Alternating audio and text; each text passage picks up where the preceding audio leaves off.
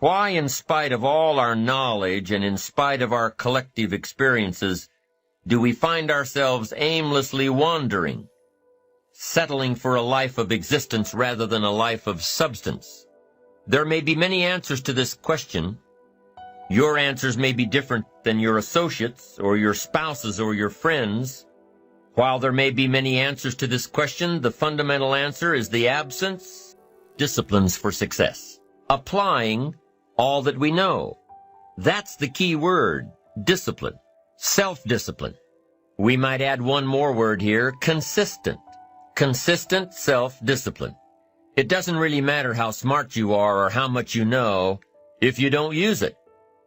It doesn't really matter that you graduated magna cum laude if you're stuck in a low-paying job. It doesn't really matter if you attended every seminar that comes to town if you don't apply what you've learned. Better than knowledge is applied knowledge. And once we've applied our knowledge, we must study the results of that process. Apply our knowledge, study the results. Refine our approach. Finally, by trying and observing and refining and trying again, our knowledge will inevitably produce worthy results. But for this whole process to work for us, we must first master the art of discipline, self-discipline, consistent self-discipline. It takes consistent self-discipline to master the art of setting goals, to master the art of time management, to master the art of leadership, to master the art of parenting and relationships. If we don't make consistent self-discipline part of our daily lives, the results we seek will be sporadic and elusive. It takes a consistent effort to truly manage our valuable time, or we'll be consistently frustrated. Our time will be eaten up by others whose demands are stronger than our own. It takes discipline to conquer the nagging voices in our minds, the fear of failure, the fear of success, the fear of poverty, the fear of a broken heart. It takes discipline to keep trying when that nagging voice within us brings up the possibility of failure. It takes discipline to admit our errors and recognize our limitations. The voice of the human ego speaks to all of us. Sometimes the voice of ego says that we should magnify our value beyond our results. It leads us to exaggerate, to not be totally honest. It takes discipline to be totally honest, both with ourselves and with others. Be certain of one thing. Every exaggeration of the truth, once detected by others, destroys our credibility and makes all that we say and do suspect. As soon as a business colleague figures out that we tend to exaggerate, guess what? They'll always think we exaggerate, and they'll never quite hold us in the same regard again. Never. The tendency to exaggerate, distort, or even withhold the truth is an inherent part of all of us. It starts when we're kids. Johnny says, "I didn't do it. I didn't do it." Well, maybe Johnny didn't do it, but he probably had something to do with it. And then it continues when we're adults, exaggerating the benefits of a product to make a sale, exaggerating our net worth to impress old friends, exaggerating how close we are to closing a deal to impress the boss. And only an all-out, disciplined assault can overcome this tendency. It takes discipline to change a habit, because habits are formed a little bit each day, every day, every day. Once habits are formed, they act like a giant cable. They act like a nearly unbreakable instinct that only long-term disciplined activity can change. We must unweave every strand of the cable of habits slowly and methodically until the cable that once held us in bondage becomes nothing more than scattered strands of wire. It takes the consistent application of a new discipline, a more desirable one to overcome one which is less desirable. It takes discipline to plan. It takes discipline to execute our plan. It takes discipline to look with full objectivity at the results of our applied plan. And it takes discipline to change either our plan or our method of executing that plan if the results are poor. It takes discipline to be firm when the world throws opinions at our feet. It takes discipline to ponder the value of someone else's opinion when our pride and our arrogance leads us to believe that we are the only ones with the answers. With this consistent discipline applied to every area of our lives, we can discover untold miracles and uncover unique possibilities and opportunities. Now, if discipline is the key word and if discipline is the key action, then what exactly is discipline? One good answer might be that discipline is a constant human awareness of the need for action and a conscious act by us to implement that action. Discipline is an awareness of the constant need for action and a conscious act to implement that action. If our awareness and our implementations occur at the same time, then we begin a valued sequence of disciplined activity. Now here's the other side of discipline. If there's considerable time that passes between the moment of awareness and the time of our implementation, then that is called procrastination. Procrastination, doing it tomorrow instead of today. Procrastination, an almost exact opposite of discipline. The voice within us says, get it done. Discipline then says, do it now. Do it to the best of your ability, today, tomorrow, and always, until finally the worthy deed becomes instinctive. In every circumstance we face, we are constantly presented with these two choices. Do it now or do it later. Discipline and procrastination. A choice between a disciplined existence bearing the fruit of achievement and contentment or procrastination. The easy life for which the future will bear no fruit, only the bare branches of mediocrity. The rewards of a disciplined life are great, but they're often delayed until some time in the future. The rewards for the lack of discipline are immediate, but they are minor in comparison to the immeasurable rewards of consistent self-discipline. You can keep your focus on your work. You can get it done today instead of tomorrow. You've got to really work on your consistent self-discipline on a daily basis, or you'll find yourself distracted.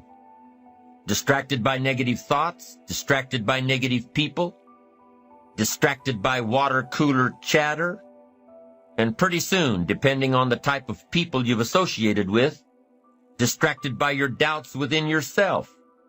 Never underestimate the power of influence and associations, and never underestimate the power of your own consistent self-discipline.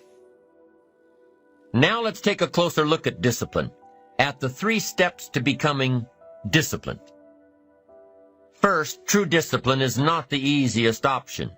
Most people would rather sleep until 10 o'clock than get up at 6. It's easier to go to bed late, sleep late, show up late, leave early. It's easier not to read. It's easier to turn on the television than to open a book. It's easier to do just enough than to do it all. Waiting is always easier than acting. Trying is always easier than doing.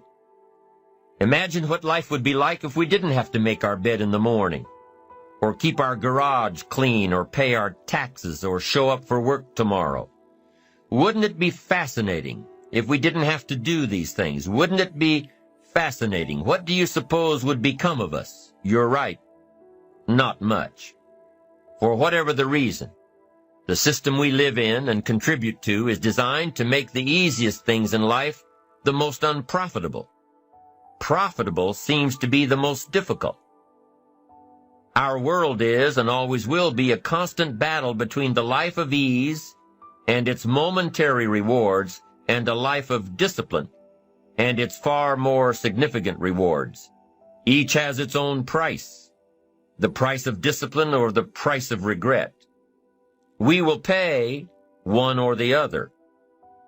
What we wish we had done is the voice of regret, speaking in a sorrowful tone, at a time when there is no going back. This is regret. No second chance. No, what would I do differently? Choose one or the other, but both will have their price, the price of discipline or the price of regret. One costs pennies, the other a fortune. The first lesson of discipline is that it isn't the easiest option. The second lesson of discipline is that it's a full-time activity. And we've said that the best form of discipline is consistent self-discipline. You see, the discipline that it takes to make your bed every day is the same discipline necessary for success in the world of business. The discipline to organize your garage is the same discipline to organize your business. All disciplines carry through to affect all parts of our lives. If we're disciplined in just one area and lazy in another, guess what? Pretty soon, the lazy side will creep in and destroy the disciplined side. The bad habits in one area of our life will eventually destroy our self-discipline in the areas we've been working on. Consistency cannot be inconsistent. Discipline is the mind being trained to control our lives. Discipline is a set of standards which we've selected as a personal code of conduct. Discipline is imposing on ourselves the requirements for honoring these standards. Once we've adopted these standards of behavior and conduct, we're committed to honor them. And if we don't, then there can be no disciplined activity. We find ourselves announcing our standards to our relatives, our friends, our associates. We shout our beliefs and condemn those who believe any differently, but then we don't walk the talk. We end up acting in a way far different from the beliefs we've shouted. We tell our kids that the TV is rotting their minds, yet we spend our evenings in front of it. We tell our employees that they must take advantage of every minute of the working day, yet we spend 3 hours at lunch. Do as I say, not as I do. This is inconsistent. This leads to a loss of credibility among those who watch us. And more importantly, this leads to a loss of credibility within ourselves. The only thing worse than one who is inconsistent in applying their self-imposed disciplines is one who has never considered the need or the value of discipline at all.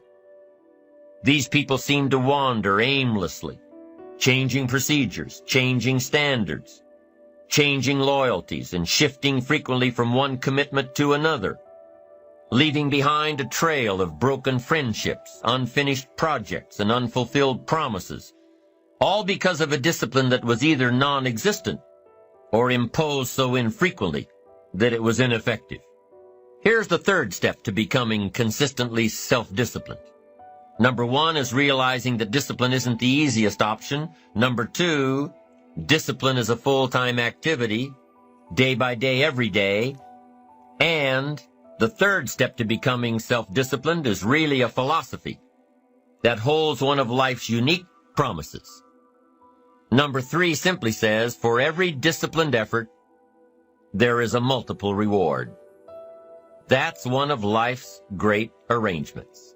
It's like the law of sowing and reaping. In fact, it's an extension of the biblical law that says if you sow well, you reap well. Now here's a unique part of the law of sowing and reaping. Not only does it suggest that we'll all reap what we've sown, it also suggests that we'll reap much more.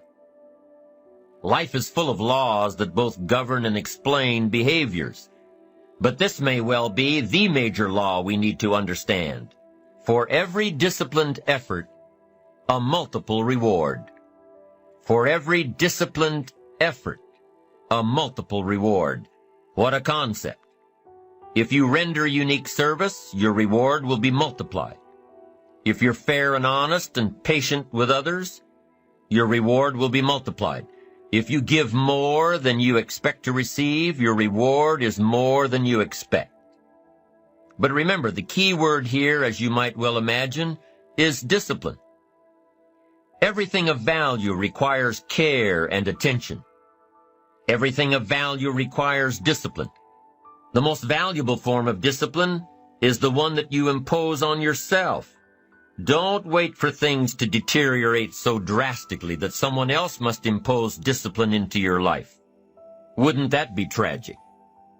How could you possibly explain the fact that someone else thought more of you than you thought of yourself? That they forced you to get up early and get out into the marketplace when you would have been content to let success go to someone else who cared more about themselves. Your life, my life, the life of each one of us is going to serve as either a warning or an example.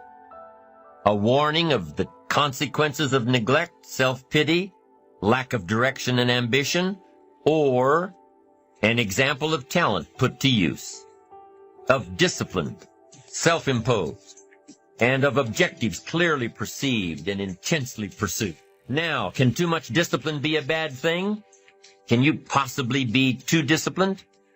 Too much of anything is a bad thing. Life without balance results in an unbalanced life. Working hard, burning the midnight oil, doing it until is good. Working nonstop, never taking a vacation, never having any fun, never spending quality time with the people you love, working day after day, month after month, never taking a break year after year, is bad. If you've got your nose to the grindstone all the time, how are you ever going to spot new opportunities, consider new ideas? It doesn't work that way. You've got to stop and ponder where you've been and where you're going. You've got to reflect so you know if you're even on the right track. Everyone has heard the story of Willie Loman in the play Death of a Salesman. Willie was a workaholic. He typified the old-fashioned concept of success. After all, if you're always working, you must be successful. No, it doesn't work that way. For workaholics, there's never enough work. They can work 10, 12, 14 hours a day, take 2 jobs, work them back to back. The only satisfaction is fighting off sleep, denying life's pleasures, getting more tasks done. Some people are impressed with this type of behavior.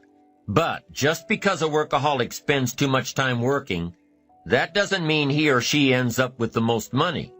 These people are generally more task-oriented than results-oriented. They're busy being busy, not busy being productive. Workaholics generally end up alienating their families, losing their health, facing a crisis of values. Now, wouldn't you prefer a life of productivity rather than a life of tasks? Of course. When you schedule your time and take advantage of your time, you can work smarter instead of working longer. And you'll probably end up getting more done than the workaholic. And still have time for other things in life. Enlightened self-interest says, I will look for new ways to work smarter by focusing on doing more per hour instead of doing more hours.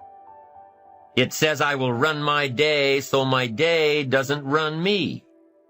Enlightened self-interest also says that a life worth living comes from a life of balance and moderation.